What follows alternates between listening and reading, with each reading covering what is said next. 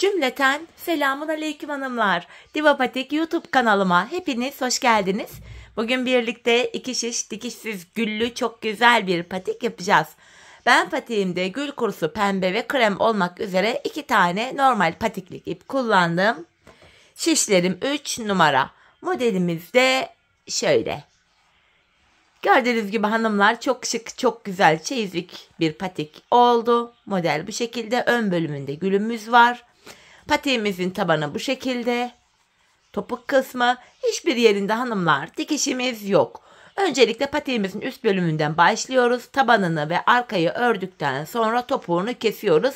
En son tığlama yöntemi ile patiğimizin üst bölümünü tabana ekliyoruz. Bu patik benim elimin ölçülerine göre 37, 38 ve 39 numara ayaklar için uyumlu oldu. Örerken sizlere mezura ile ölçüleri de vereceğim. Hemen patiğimi kenara bırakıyorum. Birlikte başlayalım. Bilek bölümünden patiğimize başlayacağız hanımlar. Krem ipimiz ile 13 ilmek olarak 13 ilmeğimi atacağım. Baştan sona haroşa örgü uygulaması yapacağız patiğimizde. Şu 4. ilmeğim, 5, 6, 7, 8, 9, 10, 11, 12 ve bir ilmek daha atıyorum 13. 13 ilmeğimi attım. Şu kenarımıza bir düğüm atacağım. Şimdi geri dönüyorum. Haroşa örgü yapacağız hanımlar. Yani kenar ilmeğini örmeden alıyorum. Ben haroşa örgüyü örgümüzün hem arka yüzünde düz örgü örerek elde ediyorum. Bu şekilde ilmeklerimin tamamını düz ördüm. Şimdi geri dönüyorum. Ön yüzdeyim. Ön yüzde olduğumuzu şöyle kabul ediyorum. Başlangıç ipimiz eğer sol taraftaysa ön yüzdeyiz demektir. Bakın burada bir diş haroşamız oluştu. Şimdi buraya 13 ilmek ile bir diş haroşa daha öreceğiz. Kenar ilmeğini aldım. İlmeklerin tamamını yine ön yüzdeyim. Düz örüyorum.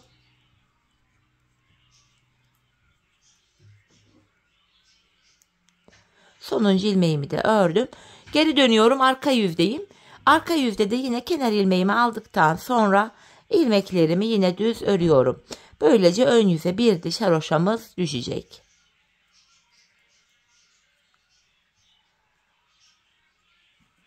Evet hanımlar, şöyle ön yüzde 2 diş haroşamız oldu. Artık artırmalara başlayacağız. Artırmalarımızı ön yüzde ilk 2 ilmeği ördükten sonra yapacağız. Bir de son 2 ilmek kalana kadar örüp öyle artıracağız. Kenar ilmeğini aldım. İkinci ilmeğimi örüyorum. Hemen şuraya bakın, ipimi parmağıma dolayarak bir ilmek attım. Artırmamı yaptım. Son 2 ilmeğim kalana kadar öreceğim.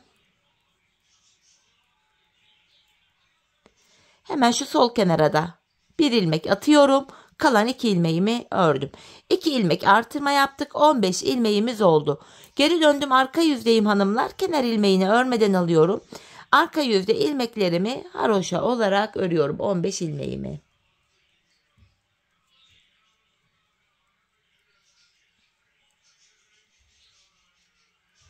Geri döndüm, ön yüzdeyim. Yine artırmaya devam edeceğiz. Kenar ilmeğini aldıktan sonra ikinci ilmeğimi ördüm. Hemen şuraya bir ilmek atıyorum. 2 ilmekten sonra buraya bir ilmek artırdım. Son 2 ilmeğim kalana kadar örüyorum.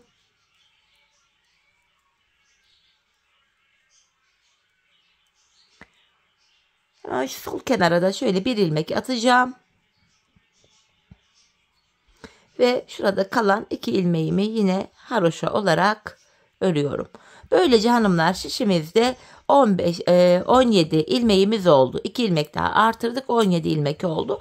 Arka yüzdeyim. Kenar ilmeğini aldıktan sonra arka yüzde ilmeklerimi haroşa olarak örüyorum. Ön yüzde gülümüzü yapmaya başlayacağız.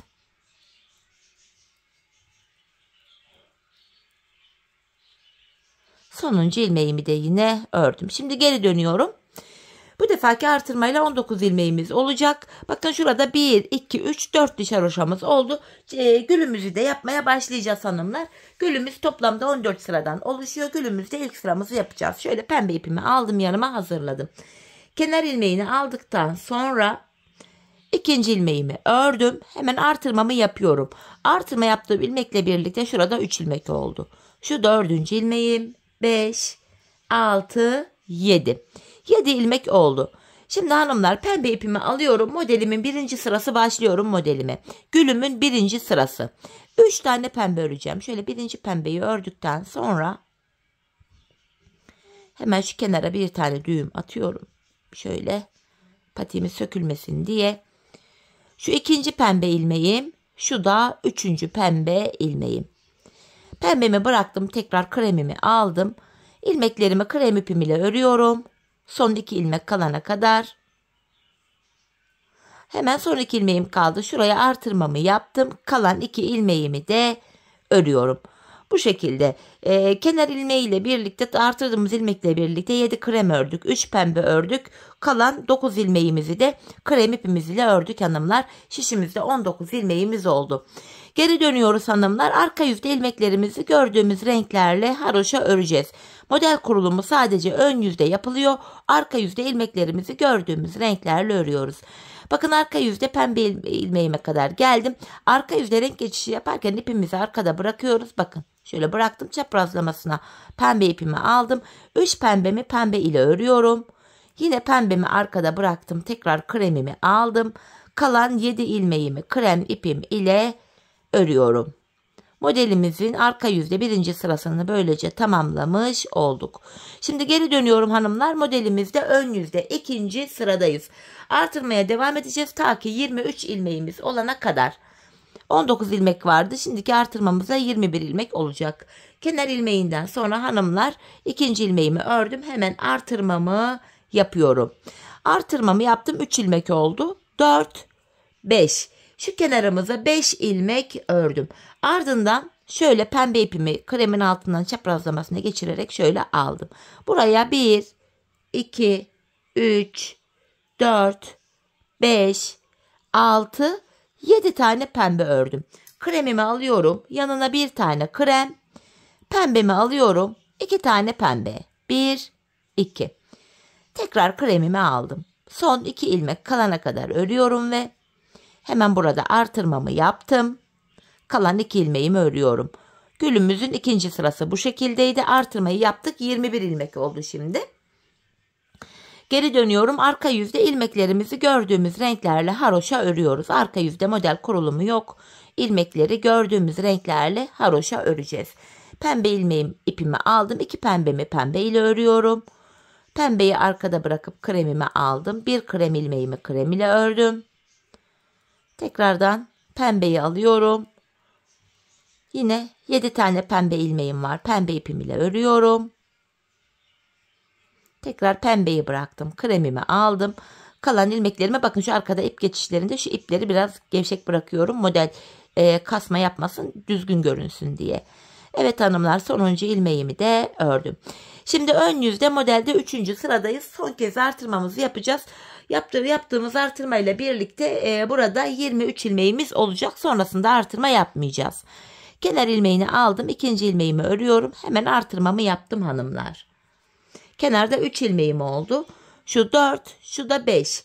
5 ilmek ördükten sonra pembe ipimi alıyorum. Buraya 8 ilmek pembe öreceğim. Şu birinci pembem, 2, 3, 4, hatta şöyle kremi üzerinden atlatarak yakınlaştıralım. 5, 6, 7, 8 tane pembemi ördüm. Yanına bir tane krem örüyorum. Tekrardan pembemi aldım. 1, 2, 3 pembe ördüm. Yeniden kremimi alıyorum. Son 2 ilmek kalana kadar ördüm. Hemen artırmamı yaptım. Kalan 2 ilmeğimi örüyorum. 3. sıramız böyleydi. 23 ilmeğimiz oldu. Sayalım dilerseniz. Şu kenarda 5 krem var. 6, 7, 8, 9, 10, 11, 12, 13, 14, 15, 16, 17, 18, 19, 20, 21, 22, 23. Artık artırma yapmayacağız hanımlar. 23 ilmekle patiğimizi örmeye devam edeceğiz. Kenar ilmeğini aldıktan sonra arka yüzde yine ilmeklerimi gördüğüm renklerle haroşa öreceğim. Pembe ilmeklerimi pembe ipim ile örüyorum. Krem ilmekleri de krem ipim ile. Renk geçişi yaparken ipimizi arka yüzde bırakıyoruz. Şöyle patiğimizin ters tarafında yani. Yine pembe ilmeklerimi pembe ile örüyorum.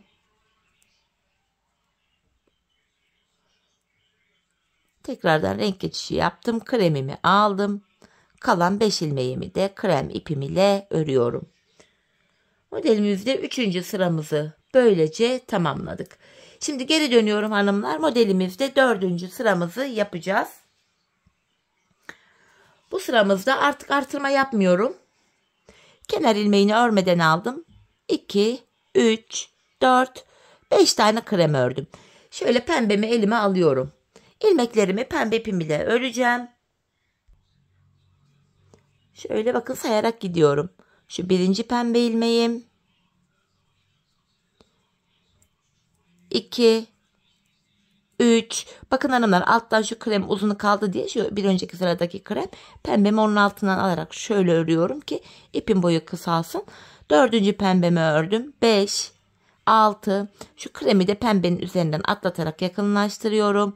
7, 8, 9, 10, 11, 12. 12 tane pembeyi ördüm. Tekrar kremimi alıyorum. Kalan ilmeklerimi krem ipim ile örüyorum. Hanımlar, model kurulumu için ön yüzde ilmeklere şekil veriyoruz. Arka yüzde ilmekleri gördüğümüz gibi örüyoruz. Şimdi geri döneceğiz. Arka yüzde de yine ilmekleri gördüğümüz renklerle, yani krem ilmekleri krem ile, pembe ilmekleri de pembe ipimiz ile haroşa örelim gelelim. Evet hanımlar, arka yüzde ilmekleri ördüm. Ön yüzdeyim. Modelde 5. sıramız. Bu sıramızda kenar ilmeğini aldım. 2. ilmeğim, 3, 4, 5 ve bir ilmek daha ördüm. 6. 6 tane krem ördüm. Pembemi alıyorum. 3 pembe. 1, 2, 3. Krem aldım. 4 tane de krem öreceğim. Şu alttaki ipin altından girerek de bakın. Arkadaki ip boyları böyle kısalmış oluyor. Uzun uzadıya kalmıyor ipler. Şu 3. şu da 4. kremim. Tekrar pembemi aldım. 5 tane pembe. 1, 2, 3, 4, 5. Kremimi alıyorum. Kalan 5 ilmeğimi krem ipim ile örüyorum. 5. sıramızda bu şekilde. Arka yüzde ilmeklerimizi örelim gelelim. Evet hanımlar, arka yüzde ilmeklerimi ördüm. Şimdi de ön yüzde 6. sıradayım. Bu sıramızda kenar ilmeğini aldıktan sonra 2, 3, 4, 5 tane krem ördüm. Pembemi alıyorum. 3 pembe, 1, 2, 3. 1 krem, 4 tane pembe, 3, 4. 1 tane krem ve 5 tane pembe. 2, 3, 4, 5.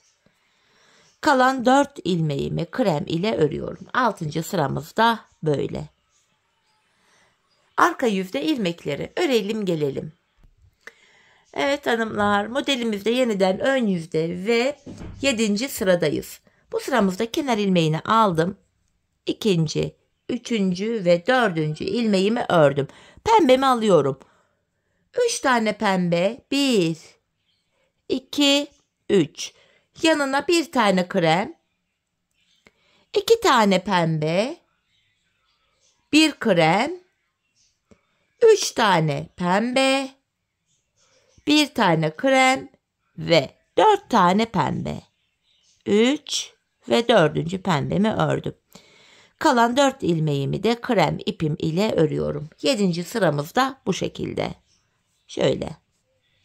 Arka yüzde ilmeklerimizi örüp gelelim. Evet hanımlar, yeniden modelimizde ön yüzde ve 8. sıradayız. Bu sıramızda kenar ilmeğini aldım. 2., 3. ve 4. krem ile ördüm.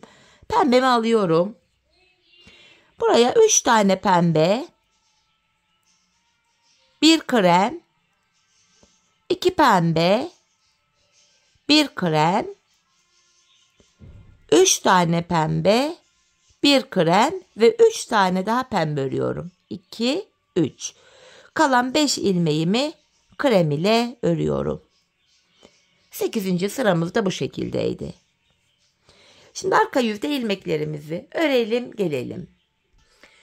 Evet hanımlar, şimdi de modelimizde 9. sıramızı yapacağız. Bu sıramızda kenar ilmeğinden sonra 2., 3. ve 4. ilmeğimi krem ile ördüm. Pembemi alıyorum. 3 tane pembe, bir krem, bir tane pembe, 2 krem, 3 pembe, bir tane krem ve bir tane pembemi ördüm. Kalan 7 ilmeğimi de krem ile örüyorum. 9. sıramız da bu şekildeydi. Arka yüzde ilmeklerimizi örelim gelelim. Evet hanımlar, modelimizde yeniden ön yüzde ve 10. sıradayız. Bu sıramızda kenar ilmeğini aldım. 2, 3, 4 ve bir ilmek daha ördüm 5. 5 tane kremi ördüm. Pembemi alıyorum. Bir pembe, bir krem, bir pembe, bir krem, 2 pembe, bir krem, 2 pembe, bir krem ve 2 pembe. Ördüm. Ardından kremimi alıyorum. Kalan 6 ilmeğimi krem ipim ile örüyorum. 10. sıramızda böyle. Arka yüzde ilmeklerimizi örelim gelelim. Evet hanımlar, arka yüzde ilmeklerimi ördüm. Ön yüzde ve 11. sıradayım. Bu sıramızda kenar ilmeğinden sonra 2. 3, 4, 5, 6 ilmeğimi krem ile ördüm. Pembemi alıyorum. 2 pembe, 1 krem, 2 pembe, 1 krem, 1 pembe, 1 krem ve 4 tane pembe. 2, 3, 4. Kremimi alıyorum. Kalan 4 ilmeğimi krem ipim ile örüyorum. 11. sıramız da bu şekildeydi. Arka yüzde ilmeklerimizi gördüğümüz renklerle örelim gelelim. Evet hanımlar, şimdi de ön yüzde modelde 12. sıradayız. 12. sıramızda artık kesimler başlayacak. Şu patiğimizin şu burun kısmı için kesimlerimize başlayacağız. Yapacağımız işlem şöyle. Kenar ilmeğini aldıktan sonra ikinci ilmeğimi örüyorum. Öndeki 2 ilmeğimi keserek ördüm. Birazdan sol kenarda da kesim yapacağız. İlmeğimi kestim. Kestiğim ilmekle burada 3 ilmek oldu. 4, 5 ilmek ördüm. Pembemi alıyorum. 3 tane pembe. Yanına 2 krem. 1 tane pembe. 1 krem. Ve buraya 5 tane pembe. 1, 2, 3, 4, 5. Krem ipimi alıyorum. Son 4 kalana kadar öreceğim. Yani şuradaki bir ilmeği ördüm. Bakın son 4 kaldı. Burada öndeki 2 ilmeğimi kesiyorum. Kalan 2 ilmeğimi örüyorum. 2 ilmek kestik. Böylece şişimizde 21 ilmek kaldı. Arka yüzde kesme işlemi yok. Kesme işleminde yine artırma işleminde olduğu gibi sadece ön yüzde yapacağız. Şimdi arka yüzde ilmeklerimizi gördüğümüz renklerle örelim gelelim. Evet hanımlar, modelimizde ön yüzde 13. sıradayız. Kesmeye devam edeceğiz. Kenar ilmeğini aldıktan sonra ikinci ilmeğimi ördüm. Öndeki 2 ilmeğimi kesiyorum. Burada 3 ilmeğim var kenarda. Sayarak gideceğim. 4, 5. 5 tane krem ördüm. Tekrar pembemi elime alıyorum. Sayarak gidiyorum. 1, 2, 3, 4. Şöyle krem ipi atlatarak götüreceğim. 5, 6, 7, 8, 9 tane pembe ördüm. Tekrar kremimi alıyorum. Buraya 1, 2 tane daha krem ördüm. Bakın şurada önde 2 ilmeğim var. Son 4 ilmeğim kaldı. Öndeki 2 ilmeğimi keserek ördüm. Kalan 2 ilmeğimi de örüyorum. 2 ilmek daha kesmiş olduk böylece. Şimdi arka yüzde ilmeklerimizi örelim gelelim. Evet hanımlar, arka yüzde ilmeklerimi ördüm. Yeniden ön yüzde ve 14. sıradayız. Gülümüzde sonuncu sıramız. Kenar ilmeğini aldıktan sonra ikinci ilmeğimi ördüm. Yine öndeki 2 ilmeğimi kesiyorum. Şöyle bakın, kenarda 3 ilmeğim var. Sayarak gidiyorum. 4, 5 tane krem ördüm. Pembemi alıyorum. 2 pembe. Yanına 1 tane krem öreceğim. Şu alttan krem ipin altından girerek örüyorum. Bakın şu arkadaki ip boyunu kısaltmak için. 1 tane krem ördüm. 4 tane daha pembe örüyorum. 3, 4. Tekrar kremimi aldım. Burada son 4 ilmek kalana kadar örüyorum. Bakın son 4 ilmeğim. Sol kenardan da yine kesimimi yaptım. Kalan 2 ilmeğimi örüyorum. Şimdi arka yüzde ilmeklerimizi örelim gelelim hanımlar. Evet hanımlar, yeniden ön yüzdeyiz. Gülümüz bitti. Artık gülümüzü örmeyeceğiz. Sadece kesimlerle devam edeceğiz. Kenar ilmeğini aldım. İkinci ilmeğimi örüyorum. Öndeki 2 ilmeğimi kestim. Şimdi son 4 kalana kadar öreceğiz. Şu pembeye kadar geldim. Artık pembe ipimi keseceğim hanımlar burada. Şöyle ucunu kesiyorum pembemin. Ve kremimi düğümlüyorum hemen. Artık pembemizi de şöyle çekebiliriz hanımlar. Artık pembemizi kullanmayacağız. Şimdilik kremle devam edeceğiz. Son 4 ilmeğim kalana kadar örüyorum. Pembe ipimin ucunu da şöyle gizleyerek götürüyorum. İp üstünden atlatarak. Artık gül yapmıyoruz. Bakın son 4 ilmeğim kaldı. Öndeki 2'yi kestim. Kalan 2 ilmeğimi örüyorum.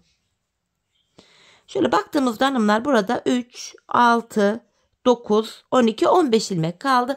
Arka yüzde ilmeklerimizi yine gördüğüm haroşa olarak krem ile öreceğiz.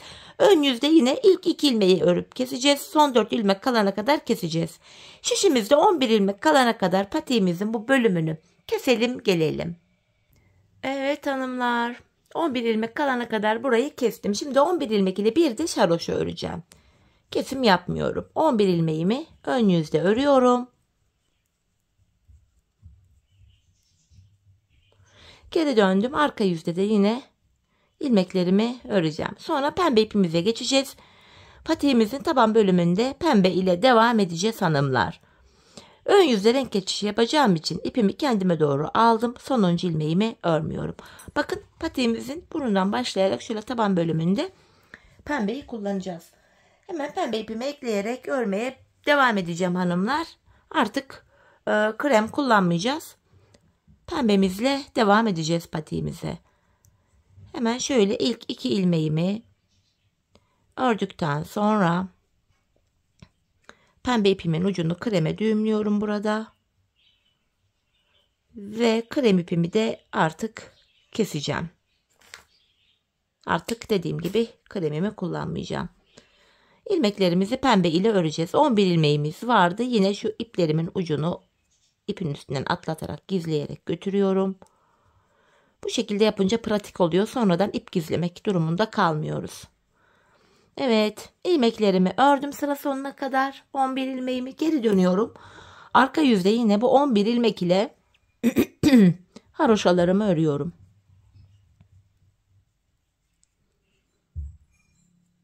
Sonuncuyu da ördüm. Şimdi geri dönüyorum. Artırmalarımıza başlayacağız hanımlar. Artık artırma yapacağız. Burun kısmında ilk şu başlangıcında yaptığımız gibi ilk 2 ilmeği öreceğiz, artıracağız. Son 2 ilmek kalana kadar öreceğiz, artıracağız. Bakın 2 ilmek ördüm. Artırıyorum. Son 2 ilmek kalana kadar daha öreceğim. Ve hemen yine artırmamı yapıyorum. Kalan 2 ilmeğimi örüyorum. Böylece 13 ilmek oldu. Arka yüze döndüm. Arka yüzde artırma yapmayacağım. İlmeklerimizi tamamen haroşa olarak öreceğim. Bu bölümleri büyük ya da küçük yaparsanız da benimle aynı sayıda yaparsanız iyi olur. Çünkü patiğin boyutunu arka bölümde ayarlayacağız. Tekrar ön yüzdeyiz. Yine artırmalara devam edeceğiz. Kenar ilmeğinden sonra ikinciyi ördüm. Hemen artırmamı yapıyorum. Son 2 ilmek kalana kadar öreceğim. Buraya da artırmamı yaptım ve kalan 2 ilmeğimi örüyorum. Şimdi de 15 ilmeğimiz oldu. Geri döneceğiz yine. Arka yüzde artırma yapmayacağız. İlmeklerimizi haroşa öreceğiz. Artırmaları sadece patiğimizin ön yüzünde yapacağız hanımlar. Her artırmada ikişer ikişer ilmek sayısı da artmış oluyor. Sonuncuyu da ördüm. Artırmalar bu şekilde devam edecek. Hanımlar ben bu patiğimde, şişimde toplamda bakın şu bölüme kadar 53 ilmek olana kadar artırdım hanımlar. Şimdi şişimizde 53 ilmek olana kadar artırmalarımızı yapalım gelelim, ardından buluşalım. Evet hanımlar, 53 ilmeğim olana kadar bu bölümde artırmalarımı yaptım geldim. Bu taban bölümüydü. Yani şuraya kadar olan bölümdü. Artık artırma yapmayacağız. 53 ilmek ile patiğimizin arka bölümünü ayarlayacağız. Artırma yapmadan 53 ilmek ile haroşaları öreceğiz. Şu an ön yüzdeyim. Bakın artırma yapmıyorum. 53 ilmeğimi öreceğim. Burada ilmeklerimi örerken de sayayım. Siz de emin olun. Toplam ilmek sayısından. Bakın 3, 4, 5, 6, 7 ilmek olmuş. 8, 9, 10, 11, 12, 13, 14, 15, 16, 17, 18, 19, 20, 21, 22, 23, 24, 25, 26, 27, 28, 29, 30, 31, 32, 33, 34, 35, 36, 37, 38, 39, 40, 41, 42, 43, 44, 45, 46, 47, 48, 49, 50, 51, 52 ve 53.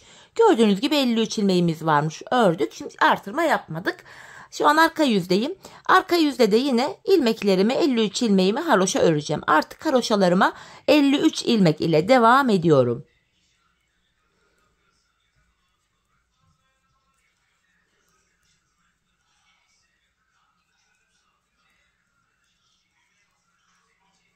Sıra sonuna kadar bu 53 ilmeğimi haroşa örüyorum. Ön yüzde ve arka yüzde ilmeklerimizi ördük. Böylece bir diş haroşamız oluştu. Ön yüzde ve arka yüzde ilmekleri örünce bir diş haroşa oluyor hanımlar.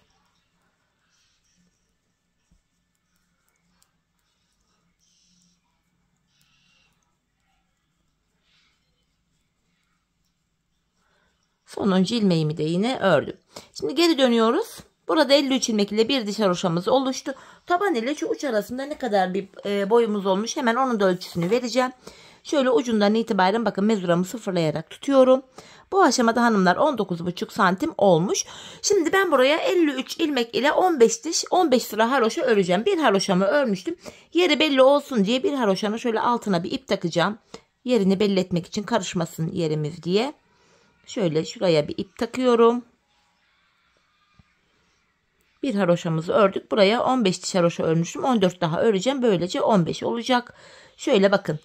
Yeri belli olsun diye şuraya bir ip taktım. İğne falan da takabilirsiniz siz. Ben buraya 15 diş haroşa ördüm. Benim ölçüme göre tam oldu. Yani şu arka bölümünde 15 diş, 15 sıra haroşam var. Şimdi 15 sıra haroşamı öreceğim. 15 haroşadan sonra sizlere tekrar ölçüyü vereceğim. Patiğinizin büyüklüğünü burada buna göre ayarlayacaksınız. Daha büyük yapmak isteyenler daha fazla haroşa yapabilir. Daha küçük yapmak isteyenler patiğini daha az haroşa yapabilir. Ölçü burada belli olacak. Şimdi 15 sıra haroşamı tamamlayıp geliyorum. Evet hanımlar, buraya 15 sıra haroşamı ördüm. 15 sıra haroşamın da sizlere hemen ölçüsünü vereceğim.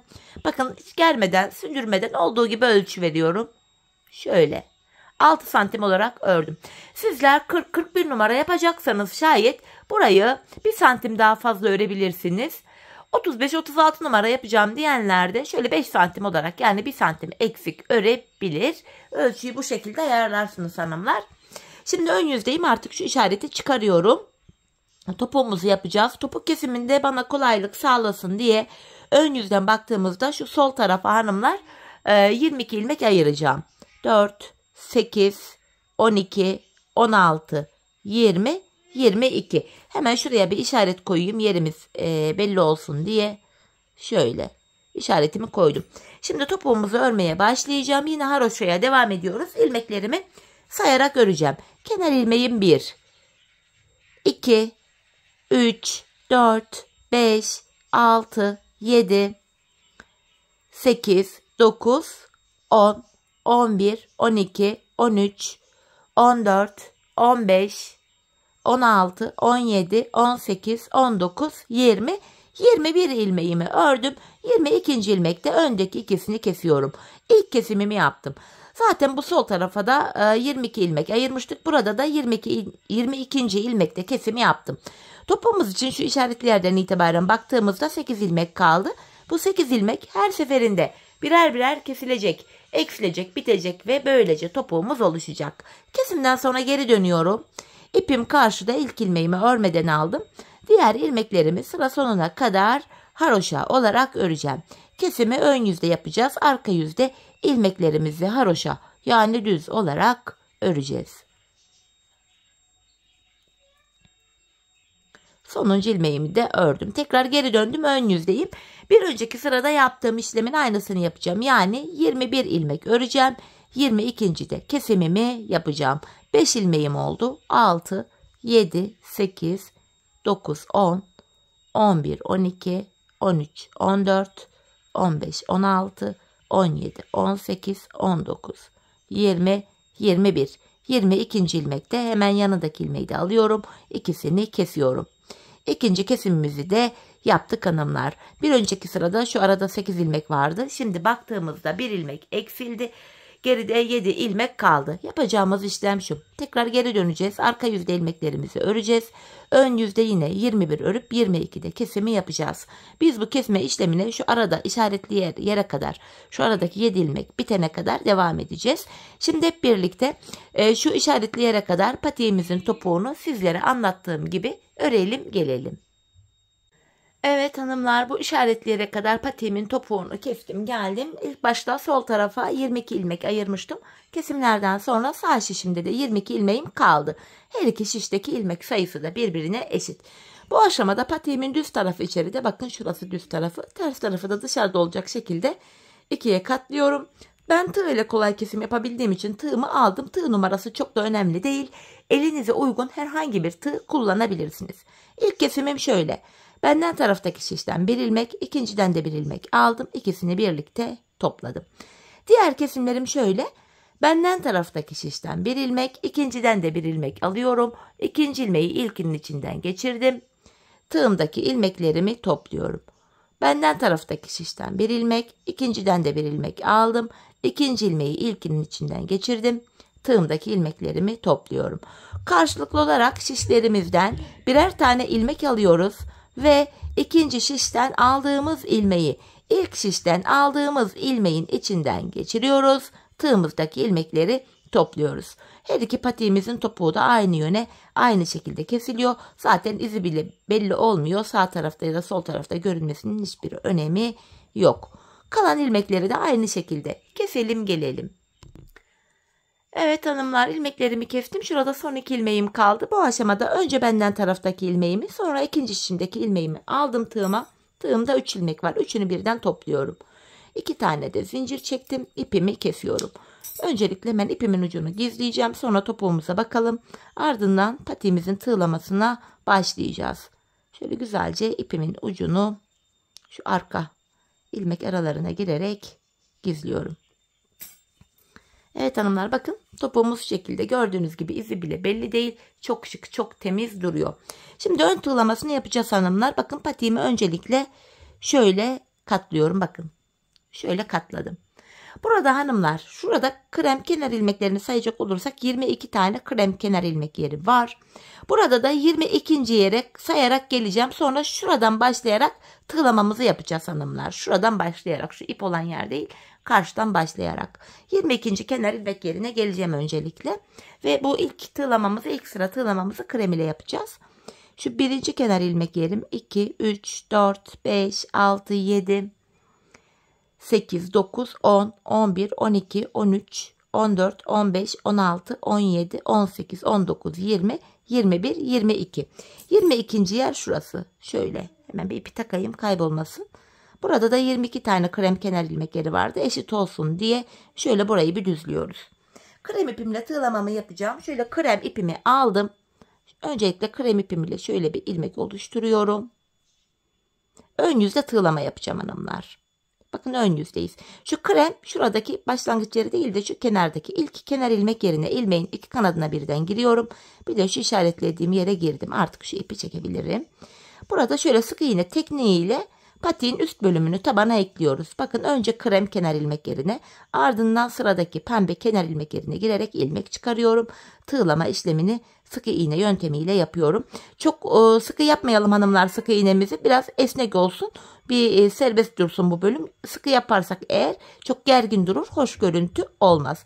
Esnek bir şekilde böyle tığlama işlemini yapıyoruz. Önce krem kenar ilmek yerine, bakın ilmeğin iki kanadına birden giriyorum. Sonra da pembeye giriyorum. Sık iğne tekniği ile üst bölümü taban ile birleştiriyorum. Bu şekilde gevşek bir şekilde yapıyoruz hanımlar. Şöyle Bu şekilde hanımlar şu patiğimizin uç bölümüne kadar, şuraya kadar yapalım gelelim. Evet hanımlar, şu burun kısmına kadar yaptım geldim. Burada yine krem haroşalarımız var. Bakın şu tepeleri, haroşaların şu tepelerine, şuralara girerek yine sık iğnemi bu burun kısmında da yapıyorum. Şu tepelere girerek yine çok sıkmayalım. Esnek bir şekilde, şöyle gevşek bir şekilde burun kısmındaki tığlamamızı da yapalım. Bakın haroşaların şu tepelerine sırayla girerek sık iğnemi yaptım. Şimdi şu diğer kenarımıza geçtik. Şurada yarım ilmek almışım, hemen düzelteyim hanımlar. Şöyle. Bakın diğer kenarımıza geçtik. Şimdi buradaki önce krem kenar ilmek yerine giriyorum. Sonra da hemen arkadaki pembe. Diğer kenarımızı birleştireceğiz artık. Bakın önce krem, hemen sıradaki pembeye girdim. Yine sık iğne tekniğiyle patiğimizin diğer kenarını da birleştiriyorum. Şöyle. Sırasıyla önce krem kenar ilmek yerine, sonra pembeye girip sık iğnemi yapıyorum. Bu şekilde hanımlar şu son ipimizin olduğu yere kadar tığlamamızı yapalım gelelim. Evet hanımlar, bakın şu uca kadar, kenarına kadar kenar tığlamamı yaptım. Şimdi şu üst bölümde yine sırayla kenar ilmek yerlerine girerek sık iğnemizi yapacağız. Şu başlangıç ipimizi arada kaynatarak götürelim. Şöyle onun üzerinden geçirerek yine bakın burada kenar ilmek yerlerine yine ilmeğin iki kanadına birden girerek sık iğnemi yapıyorum burada da. Şöyle. Burası bilek bölümü. Patiğimizin üst bölümünü tabanına bu sıramızda eklemiş olduk. Şimdi bir sıra daha kenar oyası gideceğiz. Bu defa pembe ipimizi kullanacağız. Bakın şu ucuna kadar geldim. Hemen şurada şu başlangıç yerine girerek şurayı düzlüyorum. Bir tane de zincir çektim. Krem ipimi kesiyorum artık. Hemen ipimin ucunu şu arkaya girerek gizleyeceğim. Sonra pembe kenar oyamıza başlayacağız. İpimi biraz kısa kesmişim. Bir düğümleyerek gizleyeyim dedim. Evet. Bu şekilde ipimin ucunu gizliyorum. İplerimizin ucunu mutlaka gizleyelim hanımlar. Ayağı giydikten sonra çıkmasın, çirkin olur. Evet bakın, ilk tığlamamızı yaptık. Patiğimizin üstü tabana eklendi. Şimdi pembe ipim ile ikinci sırama gideceğim. Şöyle pembe ipimi alıyorum. Yine bir ilmek oluşturacağım öncelikle pembe ile. Şöyle ilmeğimi oluşturdum. Bakın yine şuradan itibaren, kremi başladığımız yerden itibaren şöyle pembemi buraya ekleyerek sık iğnemi yapacağım. Bu defa krem sık iğnelerin içine girerek sık iğnemizi yapıyoruz. Yine sıkı yapmayalım. Hafif gevşek yapalım hanımlar. Bol yapalım. Dediğim gibi gergin durmasın. Krem sık iğnelerin içine girerek böyle pembe ipim ile tekrar ikinci kat sık iğnemi yapıyorum. Bakın kremlerin içine giriyorum sırayla. İlmeğin iki kanadına birden giriyorum. Krem sık iğnelerin pembe ile tığlamamı bu şekilde yapıyorum. Bu şekilde hanımlar kremi takip ederek gideceğiz. Yani bu bölümü, ön bölümü, diğer kenarı, ardından şu üst bölümü, şu ilk başladığımız yere kadar dolanalım gelelim. Evet hanımlar, bakın şu şekilde pembe ipim ile sık iğnemi dolandım geldim, ilk başladığım yere kadar yaptım. Şimdi patiğimizin şu kenarına yapmaya devam edeceğiz. Öncelikle hemen şu dibe batarak, ilk yere batarak ilk sık iğnemi yapıyorum. Burada hanımlar yapacağımız işlem biraz farklı. Şöyle ipimi tığıma doluyorum. Sıradaki kenar ilmek yerine ilmeğin iki kanadına birden batıp ilmek çıkarıyorum. Tığımdaki 3 ilmeği topluyorum. İpimi tığıma doladım. Sıradaki kenar ilmek yerine batarak ilmek çıkarıyorum ve tığımdaki 3 ilmeği topluyorum. Yine burada da çok sıkmayalım hanımlar. Ayağımız patiğimize rahat girsin diye hafif esnek. Bu şekilde kenar oyamızı patiğimizin çevresinde de yapıyoruz. İpimizi tığımıza doluyoruz. Sıradaki kenar ilmek yerine girerek ilmek çıkarıyoruz ve tığımızdaki 3 ilmeği bu şekilde topluyoruz. Şöyle.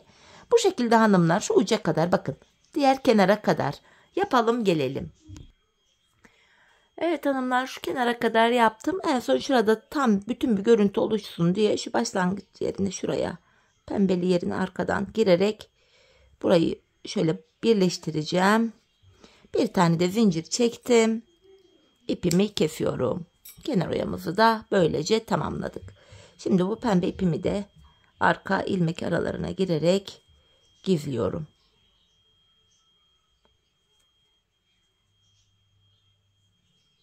Evet, patiğimizi tamamladık hanımlar. Bakın, kenar oyamızı bu şekilde yaptık.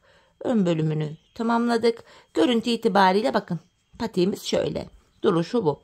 Haroşa örgü olduğu için esnekliği böyle hanımlar. Gördüğünüz gibi gayet esnek oldu. Hemen manken ayağıma giydireceğim. Ayağımızda da görelim. Çok güzel, çok farklı, şık bir patik oldu hanımlar. Çeyiz içinde oldukça uygun. Ben çok beğenerek, çok severek yaptım. Umarım sizler de patiğinizi benimle birlikte beğenerek, severek yaparsınız. Yapacak olanlara da şimdiden kolay gelsin. Evet hanımlar, patiğimizin ayaktaki duruşu da bu şekilde. Birlikte yaptığımız modelimiz şöyle. Patiğimizin kenarı. Bakın topuk kısmı. Tabanımız. Model bu. Evet hanımlar, yine birlikte güzel bir modelin daha sonuna geldik. Umarım sizlere faydalı, hoş bir video olmuştur. Yeni modellerde, yeni videolarda buluşmak dileğiyle. Şimdilik hoşça kalın, sağlıcakla kalın.